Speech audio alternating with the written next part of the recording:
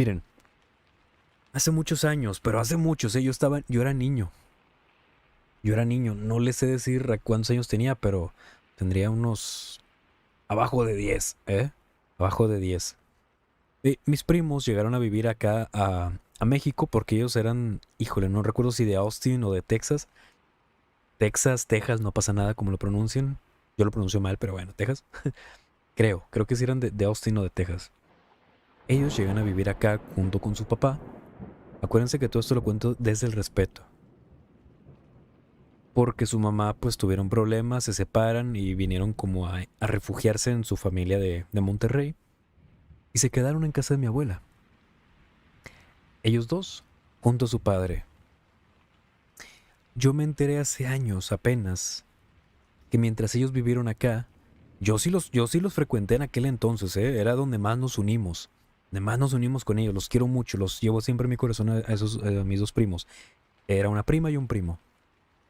Y a su papá lo recuerdo también con cariño, el poco tiempo que convivimos, ¿eh? Entonces, muchísimas gracias, Ale, gracias. Fan de Art. Hola, soy Ariel. Aquí manifestación de parte de alguien que nunca comenta. Gracias, gracias, Ariel. Qué gustazo, ¿eh? Qué gustazo, qué gustazo. Austin es de Texas. Gracias, cara. Es que no recuerdo en qué parte de Texas, si en Austin o en otra parte. Bueno, pero no importa, ¿no? Pero por allá, en Texas. Sí, qué menso, gracias, ¿eh? A mí me gusta mucho Texas. A mí sí me gusta mucho Texas. Muchísimas gracias, Estela, gracias. Qué gusto que les agrade, ¿eh? Entonces, miren, híjole, cuando ellos se vinieron como a refugiar, no de cualquier otra cosa, sino de su madre, acá en el Monterrey, a casa de mi abuelita, se quedaron un tiempo. Ellos dos, junto a su padre, se quedaban a dormir en un cuarto que vaya. Ahí hemos tenido historias en ese cuarto, ¿eh? En ese cuarto que ahora ya ha cambiado completamente, pero antes siempre pasaron cosas extrañas en ese cuarto. Y creo que fue a raíz de esto.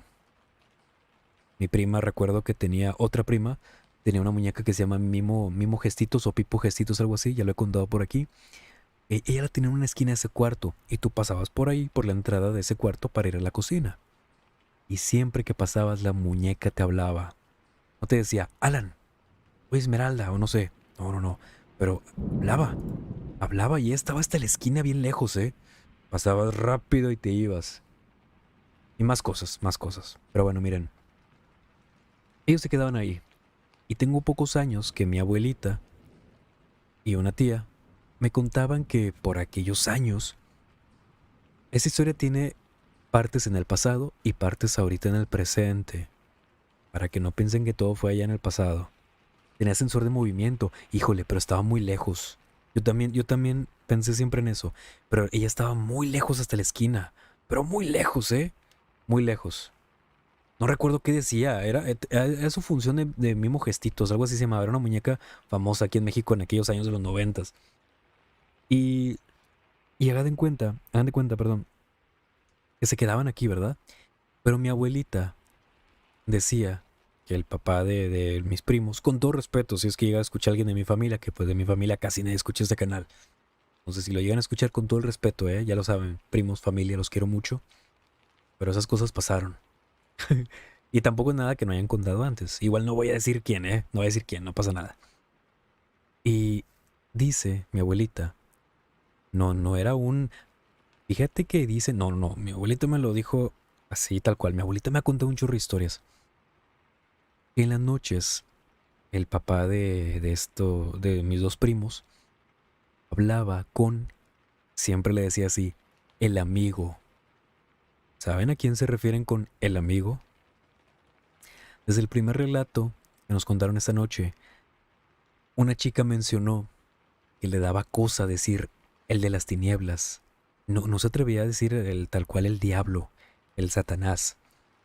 A mí fíjense que de grande me da miedo incluso decir el amigo, el diablo, ahí en esa casa. Se los juro, a mí sí me da cosa decirlo ahí. Porque dicen que siempre hablaba con él en las noches, que hacía cosas con hierbas que olían muy extraño, que las barajas y que no sé qué hacían. Y en las noches, mi prima nunca quería dormir con su papá. nunca quería dormir con su papá en ese cuarto. Ella decía que siempre se dormía con otra prima allá arriba y demás. Y, pero mi primo una noche se durmió con él. Él estaba chiquito, ¿eh? Él estaba pequeño, pero lo suficientemente consciente para decir, si me pasó esto, yo escuché esto. Dice que una noche él despertó en medio de la madrugada de la noche y escuchaba que su papá estaba hablando con el amigo. Él se mueve un poco, pero él estaba dando la espalda a su papá, ¿eh? Él estaba dando la espalda a su papá y escuchaba que su papá estaba hablando con alguien. Y dice, mi primo se lo contó a mi abuelita, ya grande también. Bueno, se lo contó en aquel entonces y ya grande con la misma emoción que... Ay, es que les va. Que escuchó que su papá estaba hablando con alguien y que su papá le dijo, yo no te voy a dar a mi hijo y que no sé qué, que empezó a discutir. Él dice que cuando escuchó que su papá le dijo que no le iba a dar a su hijo para que se fuera con el amigo, salió corriendo del cuarto, le cerró, su papá ni siquiera salió detrás de él. Entonces ahí le contó a mi abuelita llorando que escuchó que el amigo y mi abuelita no le dijo nada. Pasó el tiempo y mi abuelita decía que sí, que él seguía haciendo cosas en las noches. Cuando todos se dormían, seguía hablando en las noches, que aunque estaba la puerta cerrada, se escuchaban las voces como cuando alguien se escucha como... bueno, no sé cómo decirlo, pero que se escuchaban voces así ahogadas como si estuvieran detrás de una puerta, abajo del agua, no sé. Que olía muy raro, que quemaba hierbas extrañas, no las hierbas que creemos, sino hierbas usadas para cosas obscuras. Y que él se empezó a meter con cosas extrañas, que le pasaban cosas, que el uno, que el otro se enfermó horrible, que no le quiso dar a su hijo, que el cuchicheando, ándale así, ándale así. Y todavía no termina, como que no juegues que ya te dio miedo, todavía no viene lo más horrible. Bueno, creo yo. Decían mi tío no le quiso dar a, pues a uno de sus hijos y él se empezó a enfermar horrible, ¿eh? Yo no recuerdo esto, pero mi mamá incluso, que mi mamá pues no es parte de la familia de mi papá, obviamente, me dice que ella recuerda también muy bien cómo mi tío se empezó a encorvar mucho, como si se estuviera así encogiendo, así como cuando tú, como si intentaras tocar tus rodillas con la frente, así poco a poco con el tiempo, así se empezó a engarruñar, hasta que de repente falleció y falleció en esa posición, lamentablemente, ¿verdad? Falleció en esa posición y se quedó así, muy extraño. Pasa el tiempo, pasa el tiempo y resulta que pues bueno, fallece, se van a Estados Unidos, mis primos regresan al año, 2 años, y mi prima, que es con quien más tenía conexión, eh, nos cuenta, estábamos chiquitos todavía, nos cuenta que ellos vivían también en un lugar abierto, porque allá en Austin vive varias familias y a veces viven en trailas, las trailas que son como casas rodantes en terrenos enormes, ¿eh? Que tienen campos, que conectan. Hoy también les tengo otra historia sobre una tía que vive en una traila con un lago, con, con intemperie, con coyotes y demás. Entonces las casas no es que sean ranchitos, sino que son terrenos muy grandes conectados con monte. Entonces, ella dice que muchas veces en las noches iban y les hacían así en la ventana. Iban y les hacían así en la ventana a mis primos. En las noches se asomaban y no veían absolutamente nadie. Y que en una de esas que escuchaban así, como tocaban en la ventana en las madrugadas, mi prima se asomó rápido junto con mi primo y nada más vieron así que algo o alguien, no supieron ver, iba corriendo entre los matorrales. Era difícil creer que era alguien vivo, porque les digo, ahí son terrenos muy separados, los vecinos se conocen, o no salen porque la noche está muy oscuro por allá. En aquel entonces, ahorita todavía es muy oscuro por allá. En aquel entonces, híjole, todavía más. Y mi primo, que era un poquito mayor que ella, le decía, es que es mi papá, nos está visitando, ¿eh? No es para que sepas y no te asustes porque yo estoy seguro que es mi papá. Y que ahí fue cuando le dijo a mi prima, yo sigo viendo a mi papá. Yo lo he visto y aquí está todavía con nosotros. Bueno, podemos decir que está bien es su papá, pero esto se torna un poquito más oscuro. Pasan los años, pasan muchos años, porque en el 2000, ¿qué les gusta? 2016 me parece que fue la última vez que fui a Estados Unidos y que vi a mi prima. Ella estaba reunida con unos primos en una casa, en una fiesta que hicieron, adentro de una casa, y mi prima, la verdad, nunca ha jugado con el tema de su papá. Ella tiene una hija, está casada, y dice, porque lo estaba contando muy asustada, dice que estaba en su casa, y esto ya es grandes, ya grandes, ya más grandes. Solo recuerdo perfectamente cómo lo contó. Bueno, acepto un detalle. Ella dice que estaba en su cama, en su cuarto era de día, en la tarde. Dice que ya estaba dormida y de repente despertó. Despertó y vio a su papá sentado en la cama. Sentado en la cama ahí con ella. Y ella lo ve y le dice, papá, ¿qué pasó? O sea, no, obviamente no vas a saber decir es verdad o no es verdad, ¿saben? Lo saludó y dijo, papá, yo te extraño mucho, que no sé qué.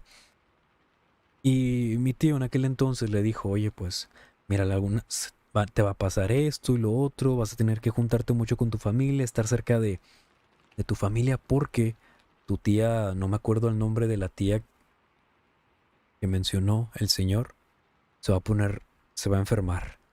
Se va a enfermar y necesito que toda la familia esté unida pues para que la cuiden.